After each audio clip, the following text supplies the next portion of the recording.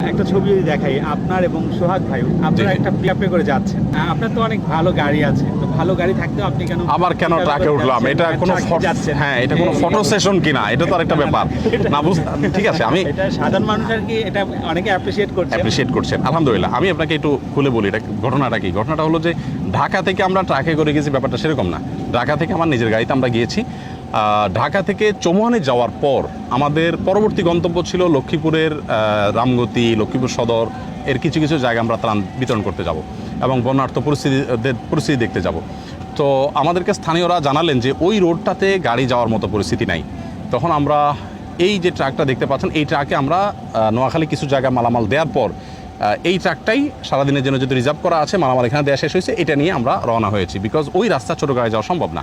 এবং এই ট্রাক নিয়েও যে আমরা লক্ষ্মীপুর পর্যন্ত পৌঁছতে পেরেছি, এটা ইটসেলফ একটা আপনি বলতে পারেন মিরাকল। কারণ আমরা দেখেছি বড় বড় কাভার্ড ভ্যান পড়ে আছে, গর্তের মধ্যে পড়ে গেছে শেষ। সেখানে আমরা এই গাড়ি নিয়ে যেতে পারবো আমরা ধারণাই ছিল না। তো আলহামদুলিল্লাহ, জাস্ট ওই যে জাম যেরকম বাটির ভিতরে বানায় না, এই গাড়িটা আমাকে আর সোহাগ ভাইকে ওরকম বানাইছে।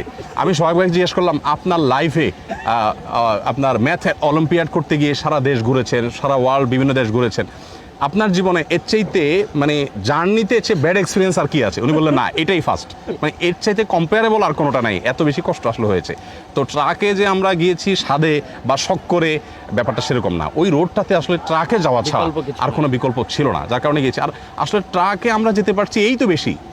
আমি তো ফেনীর মিজান রোডে দেখেছি যে মাইলকে মাইল এলাকা পরশুরাম এবং ছাগলনাইয়ারবাসী তারা এই বুক পরিমাণ পানি দিয়ে হেঁটে হেঁটে 5 ঘন্টা 7 ঘন্টা পানির মধ্যে হাঁটা কি কঠিন কাজ, এই কাজটা তারা করে যাচ্ছেন। মাথার মধ্যে বোঝা, পানি দিয়ে হেঁটে যাচ্ছেন, কারণ কোনো বাহন নেওয়ার মতো পরিস্থিতি নাই।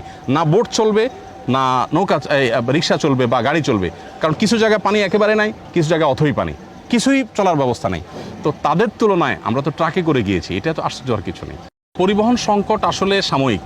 আমি খুবই অন্তঃস্থল থেকে কৃতজ্ঞতা জানাই স্ট্রিট ফাস্টকে, কুরিয়ার প্রতিষ্ঠান। তারা আমাদেরকে শুরু থেকে যতগুলো লাগে আমাদের কাভার্ড ভ্যান তারা দিয়ে যাচ্ছেন। আর ট্রাক লাগবে একটা অ্যাপ, তারা অনেকগুলো কাভার্ড ভ্যান আমাদেরকে দিয়েছেন। আরও 2-1টা গ্রুপ অফ কোম্পানি দিয়ে বলেছেন আমাদের নাম প্রকাশ করবেন না, তারা আল্লাহকে খুশি করার জন্য নামটা তারা হাইড রাখতে চান। আলহামদুলিল্লাহ তারা কাজ করছেন। এরপরও এই মুহূর্তে অবশ্য আমাদের প্রচুর কাভার্ড ভ্যানের প্রয়োজন, কারণ আপনি দেখতে পাচ্ছেন এখানে যে মালের বিশাল স্তূপ, এখান থেকে ওই মাথা পর্যন্ত, এটা কিন্তু আজকের প্রতিদিন এরকম পাহাড় হয়, সেই পাহাড় সেখানে চলে যাচ্ছে। এখন আজকের সারাদিন সারা রাত পড়ে আছে, আমার পুরো মাঠ ফিল আপ হয়ে যাবে যদি এই মালগুলো আমি না পাঠিয়ে দিতে পারি জায়গা। সো এই জায়গায় একটা সংকটের জায়গা এই মুহূর্তে আছে। তবে মূল সংকটটা হলো যে আমরা রুট লেভেলে যখন ত্রাণ দিতে যাই, তখন আসলে আমাদের কাছে সেরকম পর্যাপ্ত বোট এবং প্রশিক্ষিত লোকবল নেই। এক্ষেত্রে বাংলাদেশ সেনাবাহিনী সহ অন্যান্য বাহিনীগুলোর সহযোগিতা প্রয়োজন হয়। আলহামদুলিল্লাহ আমরা তাদের সহযোগিতা পেয়েছি। আমি মহিপালে বাংলাদেশ সেনাবাহিনীর কাছে বেশ কয়েকটা আপনার ট্রাক মালামাল হস্তান্তর করেছি। আবার এখানে ঢাকা সেনানিবাসে সিওডিতে আমি অনেকগুলো মাল হস্তান্তর করেছি। এই রুট লেভেলে মাল পৌঁছানোটা এটা একটা চ্যালেঞ্জিং ব্যাপার, যদিও আমরা সেটা ভেঙে ভেঙে করছি, কিন্তু এটা যদি আরও অর্গানাইজ ওয়েতে করা যেতে ভালো হতো। আরেকটা বড় ঝামেলার জায়গা বা সংকটের জায়গা হলো সমন্বয়হীনতা। অনেক টিম আসছে, একই জায়গায় হয়তো দিচ্ছে, কে কোথায় দিচ্ছে, কোন জায়গায় বাদ যাচ্ছে, এটা কেউ জানছে না।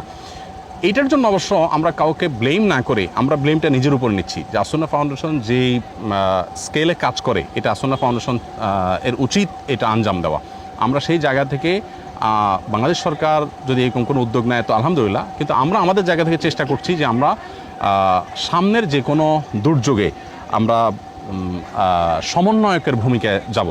আমরা বলবো, ভাই আপনি কোনো এলাকা থেকে ত্রাণ নিয়ে আসছেন, খুব ফাইন, আমি পুরো এলাকা সার্ভে করে আমি আপনাকে বলবো অমুক এলাকার অমুক জায়গায় চলে যান, আমি সাথে আপনাকে গাইড দিয়ে দিচ্ছি, আপনার ত্রাণ আপনি বিতরণ করেন, আমি শুধু আপনাকে হেল্প করলাম। তো এই কাজটা আমরা সমন্বয়ের কাজটা আমরা করব। বিশেষ করে এই বছর বন্যা পরবর্তী যে পুনর্বাসন, এটার জন্য আমরা প্ল্যান করেছি যে আমরা হয়তো 5,000 পরিবারকে পুনর্বাসন করব, কিন্তু এফেক্টেড হয়তো 5 লক্ষ বা 1 লক্ষ পরিবার। তো আমরা সবাই ডাটা কালেক্ট করে সবাইকে জানাই দিব, ভাই অমুক থানার অমুক অমুক লোক এফেক্টেড, আপনি চাইলে ভেরিফিকেশন করে আপনি সেখানে কাজ করতে পারেন। তো এই সমন্বয়কের কাজটা আমরা করতে চাই, কারণ এখানে সংকট অনেক বেশি, একজনের 5 বার পাচ্ছে, আরেকজনের কিছুই পাচ্ছে না। তো এই জায়গাটা দূর করার জন্য আমরা ইনশাআল্লাহ এই কাজটা সামনে থেকে করব।